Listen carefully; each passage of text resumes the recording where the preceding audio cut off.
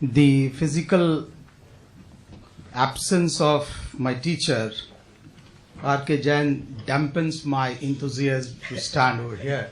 But his unpresent presence really gives me immense courage to stand and speak.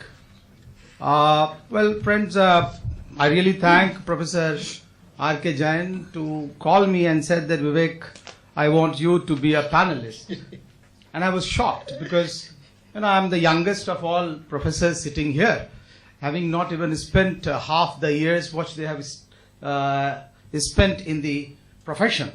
Nevertheless, that's the way actually JNU CSSS, Center for the Study of Social System, has groomed their younger colleagues. And thank you, sir, once again.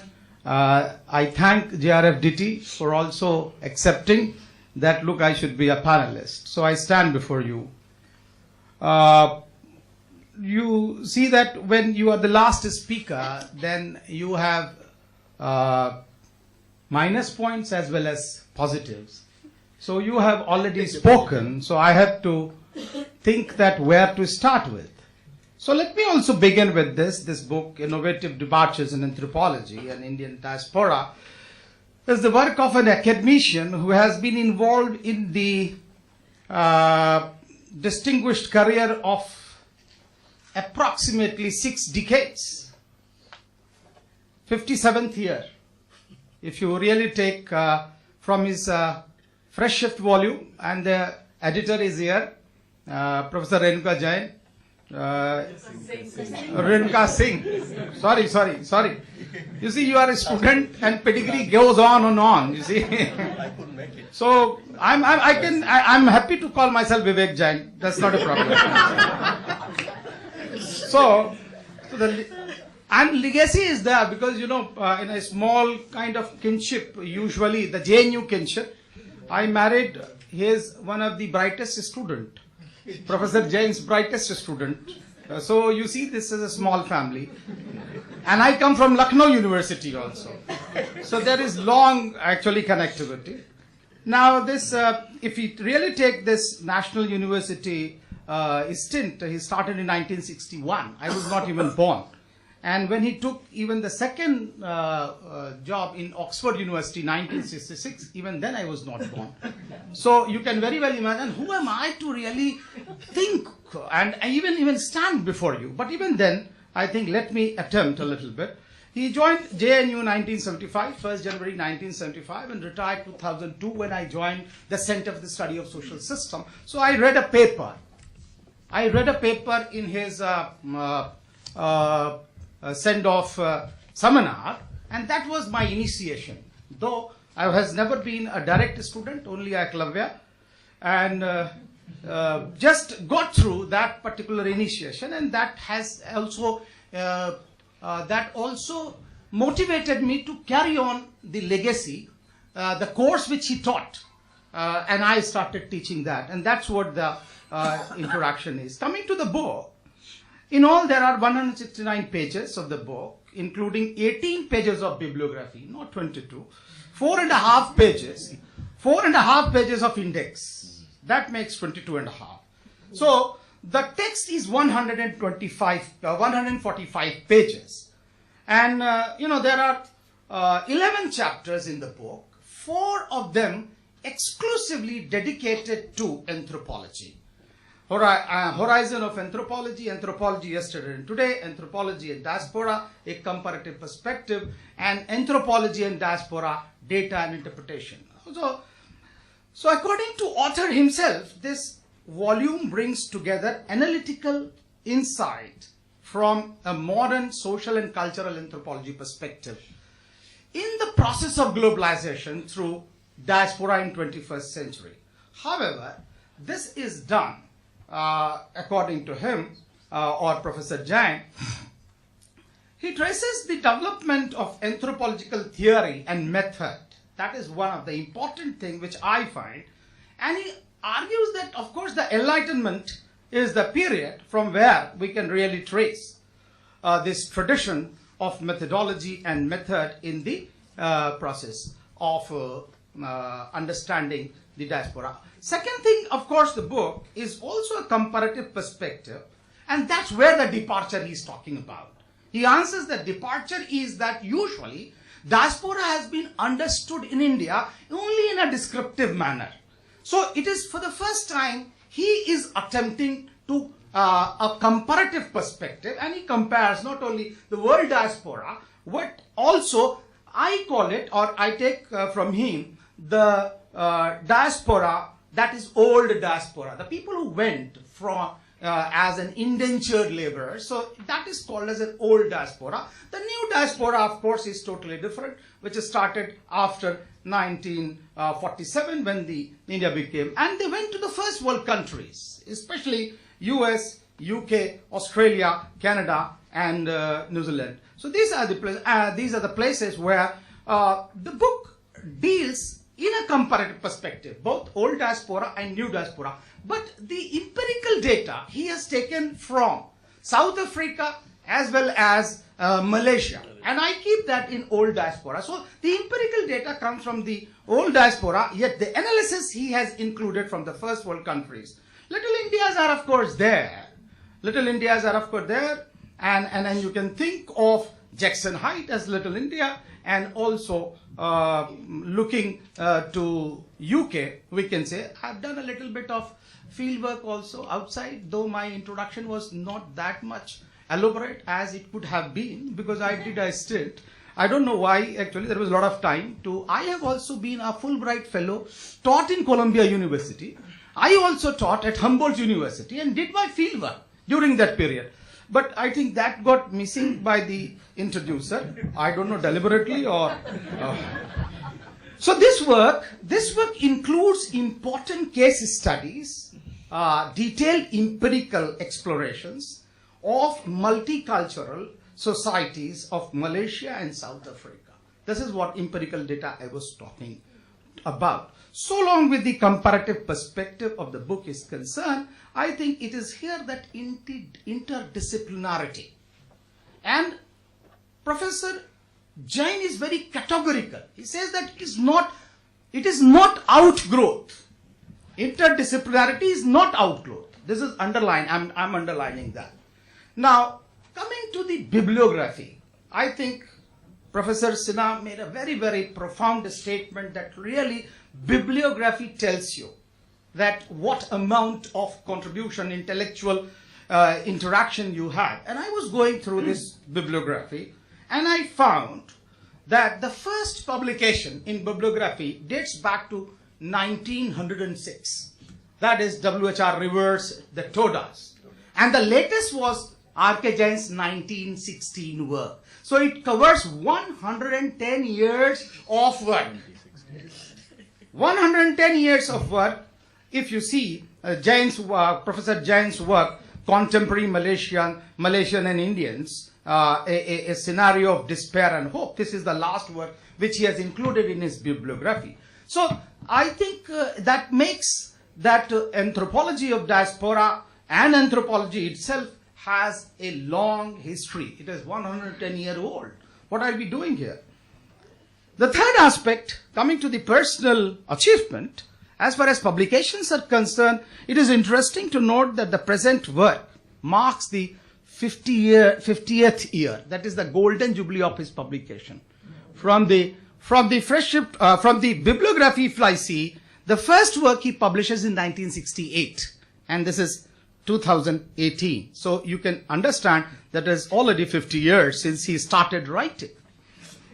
Now, as far as his academic credentials are concerned, there are 35 publications which he has listed in this particular volume.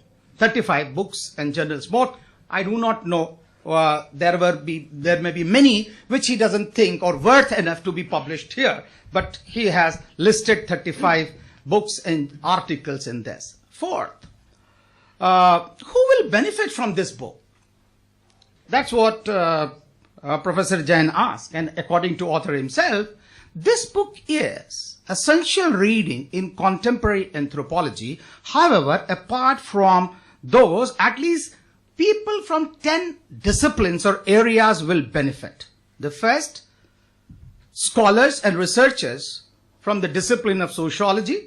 Second, cultural anthropology, scholars from diaspora and migration studies. Fourth, scholars and researchers from ethnic studies, cultural studies, international studies, foreign affairs, public policymakers, government departments, last but not the least, the government think tanks. That's what he professes. Government think tank. So, you also have a hand about that. Now, let me come to, I can go on, but let me just give you a little bit about the book, because already Professor Sinha has already covered. But I will start. Pedagogically, the book is a rich compendium of definitions and conceptual explanations. For example, in one of the chapters, he explains the concept of community, culture, ethnicity. Now, these are works were understood when we started sociology or anthropology. But he explains there. Why? Because he thought that they need to be defined in contemporaneity. Because the meanings of the concepts change as the time change. And therefore, he tried to define again, methodologically and epistemologically. Professor Jain argues that nomothetic and idiographic studies cannot be preserved of any geographical region. And he was debating that usually it is said that nomothetic studies come from West. The Western people produce theories and Eastern people only talk about empirical realities. But he says that it is not. They should be understood in a complementary manner. So, idiographic and nomothetic cannot be preserved of one region or one country. Rather, they have to be understood in a dialogical manner. Defining anthropology, he has also given a very simple statement on anthropology. And therefore, for me, it's not a very dense book. It really gives me an insight. Small little concepts, small little methodological definitions which we used to wish away, that we don't want to understand what it is. I think it gives that. So, it really invites you to read such a scholarly text in such a lucid and simple manner. Now, defining anthropology as a unified body of knowledge, a human science. I have not read this definition. Anthropology is a human science. I have read many definitions, but this is the simplest of all. Jain questions the established notion in the academic circles that anthropology studies the other cultures. There's another colonial construction. And I'm reminded of Immanuel Wallerstein, who talks about open up social sciences, where he talks that how anthropology emerges just because of colonialism, or colonialists wanted to understand the other cultures who had no written records. So, Professor Jain confirms this. According to him, because of processes of globalization and resultant socio-economic cultural processes, there is transformation in the objectives of anthropology. Because of globalization and emergent socio-economic processes, there is direct transformation in the objectives of the anthropology. The anthropology of diasporic studies, they study the self in the other and the other in the self. This is the euphemism I'm taking from him directly. They study self in the others. Now Indians have gone abroad. They are living in diaspora. So it is no more other cultures. You are going there to study your own. This is what is anthropology. And therefore, the barrier, the construction, the colonial construction stands deconstructed. What are the pillars of anthropology or anthropological method? According to him, this is done precisely because intersubjectivity and reflexivity are the twin pillars of anthropological method.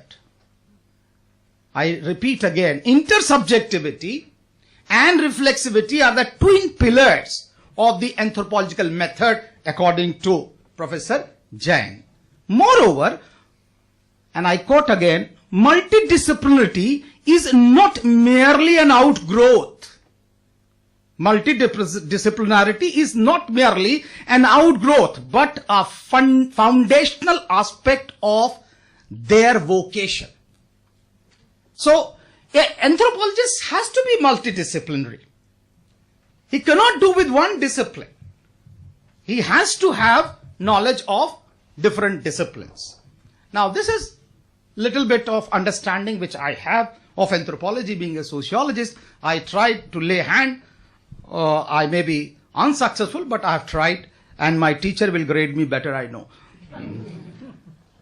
He always was a very, lenient grader. Now, this brings me to the second aspect, and this is diaspora. As far as meaning of diaspora is concerned, the book engages with and problematizes the concept both. It engages and as well as. Professor Jain argues that according to anthropology of diaspora, diaspora is a relatively stable and numerous transnational migration and settlement of communities, variously conceived homeland. Variously conceived homeland. There is not a homeland. And this is another departure which I find. Usually it is considered that there is only a homeland in the diaspora. And people think, William Safran in 1991, when he's talking about the 6 characteristics of diaspora, he is aware of that also. And Professor Jain takes note of that. But he argues that what is so important about this? So he says that departures are the most important aspect of diaspora. The 6 characteristics are there. William Safran talks about dispersal from the original homeland, vision of the homeland, myth of the homeland, the idealized wish to return homeland, and then also he desired commitment towards the homeland. Fine. But Professor Jain is very correctly talking about that departures is the certainty. Because destination can be changing. Because there is not a type of departures. There are multiple departures. And there are double and triple diaspora, as they say. This is not only a diaspora. People have gone from India to Uganda, from Uganda to England, England to Canada. So there are different departures. So if you really take departures, then there is a question of nationality. And that's where he talks of methodological nationality. He takes that, look, what is nationality? Is it a stationary definition? If there is a stationary definition, can diasporic communities be encompassed in that stationary definition? They cannot be. And therefore, you need to have a methodological definition of nation itself. As far as Indian diaspora is concerned, he says that they number some 25 to 30 million, according to this book of modern Indian diaspora, and it became the modern Indian diaspora. This is important for us. He argues about the modern Indian diaspora began in 3rd decade of 19th century. And as far as geographical, geopolitical terms is concerned, he divided them into 8 regions, 8 variations. From South Asia zone to Gulf. I'm not giving the details. I thought that you will read the book. The next aspect about diaspora is that, is it a monolithic whole? Is Indian diaspora a monolithic whole? No, according to him. It is transnational, the whole of South Asian subcontinent being the unified point of immigration. That is fine. People do not actually migrate only from one point In South Asia, there are 8 countries and people have migrated from there. And therefore, there are multiple points of migration. So how can they be one? Second, on the other hand, there is a substantial regional variation. Tamil diaspora, Telugu diaspora, Marathi diaspora. Now, this whole aspect of, there is also variation in terms of voluntarism. People have migrated voluntarily. Where will you keep them? Are you keeping them? And the present day, how this happened, the NRIs, the PIOs, they are all basically trying to differentiate the particular population known as Indian diaspora. Therefore, how can it be monolithic? I can go on, but I will not take much of your time. But as a sociologist, I saw the bird's eye view of an anthropologist in the book. He captured in chapter 9 the presence of caste in Indian diaspora, which is so easily missing in numbers of literature, especially in modern. I don't know why Indians are shy of this particular institution, though they are actually. And I keep on telling people that when people migrate, they do not migrate only as biological souls. They take their cultural baggage as well. And so caste is one of the most prominent baggage. How it has been, actually, after Schwartz in 1968, I have not read much on the caste in Indian diaspora, but I have been reading continuously in Professor Jain's work, starting from Indians abroad to plantation workers, to Malaysian revisited in Bhikkhu Parikh's work, in one of the works. And here also he says that this is based on longitudinal anthropological research of last 50 years. So he is giving you the time period that he has been observing caste as an institution for last 50 years. Caste by name and certain associated behavior, stereotypes is still there. Caste by name and certain associated behavioral stereotypes is still there. In marriages and certain communal activities, there have been changes and upheavals. But by and large, caste endogamy and certain restricted amount of occupational specialization is still practiced. There is a notional ritual hierarchy of caste. However, when it comes to actual mobility among caste, the large groups of caste like non-Brahmins and Adi Dravida, there is evidence not only of its observance but also actual reversals. What is that? The Adi Dravidas have really gained. They have gained mobility. And they have gained mobility to a certain extent. They have become really millionaires. Not only that, they own a bus company. They own a cinema hall in the town. And they are also priests in the temple. Now, the only part which was missing, that how have they really gained the mobility?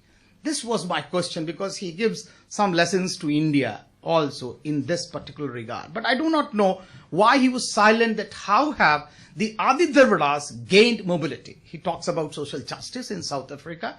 Again, a very, warm gesture, because some person are committed to social justice, and that's reflected in the writing. And that's where the term social justice itself in diaspora was a welcome, gesture on my part. Another interesting proposition with Jain in this book is culturalization of politics. He is not talking about politics, politicization of culture. Rather, he's talking about culturalization of politics. This is something, a new epithet, I think one has to engage with. Last but not the least, I am just trying to conclude the engagement of the author with the contemporaneity of the diaspora is really telling. The contemporaneity, he is highlighting the hierarchy and inequality within the diaspora. There is the first world diaspora in US, Canada, in Australia, and there is a working class diaspora in Middle East. What is more significant about this diaspora, which is in the Gulf, that the actual contribution is much bigger by the workers to the coffers of India. This is what he registers. Is much greater in the form of remittances, which comes to Indian coffers. And these people are, and he uses the term and I quote, many of them whom are working class, lower caste and Muslims. This is what is sociology and anthropology meshed together, not the only international relations.